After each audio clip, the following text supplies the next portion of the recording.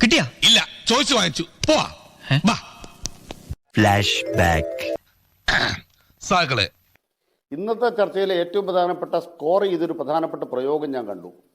അത് Shaila teacher genuinity ഉള്ള ആളല്ല എന്നാണ്. എന്നിട്ട് അങ്ങനെ ശൈല ടീച്ചർ ജെനുവിനിറ്റി ഉണ്ടോ ഇല്ലയോ സർട്ടിഫിക്കറ്റ് കൊടുക്കാൻ വേണ്ടി വിദേശത്തെ ഏതോ സർവകലാശാലയിൽ പോയി പഠിച്ച് അതിന് ബിരുദം കിട്ടിയ ആളാണല്ലോ ബഹുമാനപ്പെട്ട രാഹുൽ മാങ്കൂട്ടത്തിൽ. ഭയങ്കരം തന്നെ. ഇലക്ഷൻ കമ്മീഷന്റെ വ്യാജ തിരിച്ചറിയൽ കാർഡ് ഉണ്ടാക്കി തെരഞ്ഞെടുപ്പ് നടത്തി വിജയിച്ചു എന്ന ആരോപണം നേരിടുന്ന ഒരാള് ജെനുവിനിറ്റിക്ക് സർട്ടിഫിക്കറ്റ് അടിക്കുന്ന കമ്മട്ടം ഉണ്ടാക്കിയിരിക്കുകയാണോ? ഇതാണ് ഇവിടുത്തെ വ്യവസ്ഥിതി. We are living in a very cruel society. ഞാൻ അദ്ദേഹത്തിനെതിരായിട്ട് വ്യക്തിപരമായി ഒന്നും പറഞ്ഞില്ല. ഞാൻ ഉന്നയിച്ച ആരോപണങ്ങൾക്കെല്ലാം അദ്ദേഹം എനിക്കെതിരായിട്ട് വ്യക്തിപരമായോ അധിക്ഷേപം പറഞ്ഞു. എനിക്കിതൊക്കെ ഒരു ത്രില്ലായിട്ടാണ് തോന്നുന്നത്. ഞാൻ തിരിച്ച് അദ്ദേഹത്തെ വ്യക്തിപരമായി അദ്ദേഹത്തിനെതിരായിട്ടുള്ള ആരോപണങ്ങളെ പറ്റി പറഞ്ഞ് അദ്ദേഹത്തെ അപമാനിക്കാൻ ഉദ്ദേശിക്കുന്നില്ല. ഡിവൈഎഫ്ഐ സംസ്ഥാന സെക്രട്ടറിയും BJPയുടെ സംസ്ഥാന പ്രസിഡന്റും ഒരേ ദിവസം കേരള പോലീസിൽ കൊടുത്തൊരു പരാതിയുണ്ട്. എൻ്റെ പേര് പറഞ്ഞിട്ടാണ് പരാതി കൊടുത്തിരിക്കുന്നത്. ഞാൻ വ്യാജമായി തിരിച്ചറിയൽ കാർഡ് ഉണ്ടാക്കി എന്നുള്ളതാണല്ലോ പരാതി. ആ പരാതിയിന്മേൽ ശ്രീ അനിൽകുമാർ 8 മാസമായിട്ട് ഇന്നത്തെ ദിവസം വരെ കേരളത്തിലെ ഒരു പോലീസ് സ്റ്റേഷനിലും എനിക്കെതിരായിട്ടൊരു FIR പോലും ഇല്ല എന്ന് താങ്കൾ മനസ്സിലാക്കണം. സത്യമാണെങ്കിലും എനിക്ക് അംഗീകരിച്ചു കൊടുക്കാൻ പറ്റുമോ? ഇന്നത്തെ ദിവസം വരെ ആ കേസുമായി ബന്ധപ്പെട്ട് എന്നെ ഏതെങ്കിലും ഒരു പോലീസ് ഉദ്യോഗസ്ഥൻ വാക്കാൽ പോലും വിളിച്ചു ചോദിച്ചിട്ടില്ല.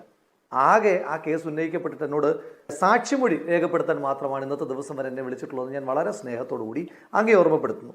ഇനിയും ഈ ആക്ഷേപം ഉന്നയിക്കുമ്പോഴെങ്കിലും അങ്ങയുടെ മുഖ്യമന്ത്രിയോട് പറഞ്ഞിട്ട് പേരിനെങ്കിലും ഒരു FIR എടുക്കാൻ ഒരുപാട് സമയമൊന്നും വേണ്ടല്ലോ, പേരിനെങ്കിലും ഒരു FIR എടുത്ത് പറഞ്ഞു കഴിഞ്ഞാൽ നിങ്ങൾക്ക് നാളുകളിൽ ഈ ആക്ഷേപം ഉന്നയിക്കുമ്പോൾ ഒരു ആധികാരികത ഉണ്ടാകുമെന്ന് മാത്രം ആ വിഷയത്തിനകത്ത് ഞാൻ പറഞ്ഞ് അവസാനിപ്പിക്കും. എന്തായാലും ശ്രീ പിണറായി വിജയന്റെ പോലീസിന്റെ കാലത്ത് ഏതെങ്കിലും തരത്തിൽ എനിക്ക് എന്തെങ്കിലും ഒരു ആനുകൂല്യം കിട്ടുമെന്ന് ഈ കേരളത്തിലെ പൊതുസമൂഹം വിചാരിക്കുന്നില്ല എന്ന് പറഞ്ഞിട്ട് ഞാൻ അത് അവസാനിപ്പിക്കുന്നു.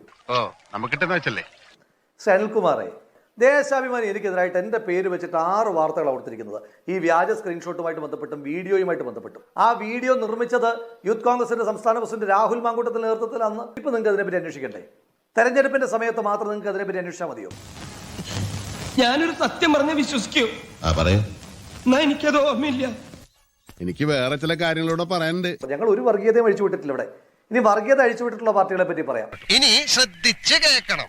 തലശ്ശേരിയിൽ ശ്രീനാരായണ ഗുരുവിന്റെ പ്രതിമയിൽ പോയി കൈതൊഴുതു നിൽക്കുന്ന ശ്രീ ഷാഫി പറമ്പിലിന്റെ ചിത്രം കൊടുത്തിട്ട് ആദ്യത്തെ ദിവസം നിങ്ങൾ നടത്തിയ പ്രചരണം എന്താ അറിയോ? ഇയാൾ ദീനിയായ മുസ്ലിം അല്ല എന്ന് പറഞ്ഞു. ആദ്യം അതാണ് അടിച്ചത്. അതിനുശേഷം നിങ്ങൾ മുസ്ലിം വിഷയങ്ങളിൽ നിലപാടെടുക്കാത്ത ആളാണ് ശ്രീ ഷാഫി പറമ്പിൽ എന്ന് പറഞ്ഞ ഒരു വീഡിയോ ഉണ്ടാക്കി അത് വടകര മണ്ഡലത്തിലാകെ പ്രചരിപ്പിച്ചു. അതായിരുന്നു ആദ്യഘട്ടം. അദ്ദേഹത്തെ മുസ്ലിം ഐഡന്റിറ്റിയിൽ നിന്ന് മാറ്റി നിർത്തുവാൻ ശ്രമിച്ചു. രണ്ടാം ഘട്ടത്തിൽ നിങ്ങൾ ചെയ്തത് എന്താ? നിങ്ങൾ ശ്രീമതി KK രമയുടെതെന്ന് പറഞ്ഞ് മലയാള മനോരമ ന്യൂസ് ചാനലിന്റെ പേരിൽ ഒരു കാർഡ് നിങ്ങൾ അടിച്ചിറക്കി. എന്താ വാർത്ത? മതതീവ്രവാദികൾ ഷാഫി പറമ്പലിന്റെ പ്രചരണത്തിന് നേതൃത്വം കൊടുക്കുന്നു, അതുകൊണ്ട് ഈ തെരഞ്ഞെടുപ്പിൽ ഞാൻ ഇനിയില്ല എന്ന് പറഞ്ഞിട്ട് KK രമയുടെ പേരിൽ കൊടുത്തിരിക്കുന്ന പോസ്റ്റർ വ്യാജമാണെന്ന് പറഞ്ഞ് മനോരമയ്ക്ക് തന്നെ തിരുത്തൽ കൊടുത്തിട്ടുണ്ട്. അവമാനിക്കരുത്, ഞാൻ നല്ലൊരു കുടുംബത്തിൽ പറഞ്ഞവനാണ്. 24 ന്യൂസ്. RMPയുടെ സംസ്ഥാന ജനറൽ സെക്രട്ടറിയായ ശ്രീ N വേണു വടകരയിൽ മുസ്ലിം തീവ്രവാദികൾ പിടിമുറുകിയിരിക്കുന്നു ഷാഫി പറമ്പിലിന് വേണ്ടിയിട്ട് എന്ന് പറഞ്ഞിട്ടൊരു പോസ്റ്റർ അദ്ദേഹത്തിന്റെ പേരിൽ ഇറക്കി. ഇപ്പൊ മനസ്സിലായോ ഓരോരുത്തന്മാരുടെ തനിനിറം? ശ്രീമതി KK ശൈലജ മകന്റെ പ്രായമുള്ള ഒരാളെ പറ്റി വർഗീയതയുടെ ചാപ്പയിൽ കുരുത്താൻ ശ്രമിച്ചില്ലേ? കഴിഞ്ഞ 2.5 പതിറ്റാണ്ട് കാലമായി പാലക്കാട് പോലൊരു ഹൈലി സോഷ്യലി കൾച്ചേർഡ് ആയിട്ടുള്ള ഒരു സെക്കുലർ ഫാബ്രിക്കിൽ നിൽക്കുന്ന മണ്ഡലത്തിന്റെ ജനപ്രതിനിധിയായിട്ടുള്ള ഒരു മനുഷ്യനെ വർഗീയ കള്ളിയിൽ ഉൾപ്പെടുത്തുവാൻ ശ്രമിച്ചപ്പോ വടകരയിലെ ജനങ്ങൾ ഉള്ളംകൈ നീട്ടിയിട്ടാണ് നിങ്ങൾക്ക് കരണത്തടി വന്നിരിക്കുന്നത്. ആ കരണത്തടി കൊണ്ടതിന്റെ നല്ല വേദനയും നീര് മുഖത്ത് കാണും, അതിന്റെ ചമ്മലും കാണും. അവസാനിച്ചിട്ടില്ല ശ്രീ അനിൽകുമാറെ. ചെറിയ വട കൊടുത്ത് വലിയ വട വാങ്ങിച്ചു. നിങ്ങളുടെ പാർട്ടിക്കാരുൾപ്പെടെ അതേ പറയുന്നത്. വടകരയുടെ പ്രചരണത്തിന്റെ ചുമതല ഉണ്ടായിരുന്ന ഒരാളാണ് ഞാൻ. നിങ്ങളുടെ പാർട്ടി പോക്കറ്റുകൾ നിങ്ങൾക്ക് വോട്ട് കുറഞ്ഞില്ലേ? എന്താ കാരണം?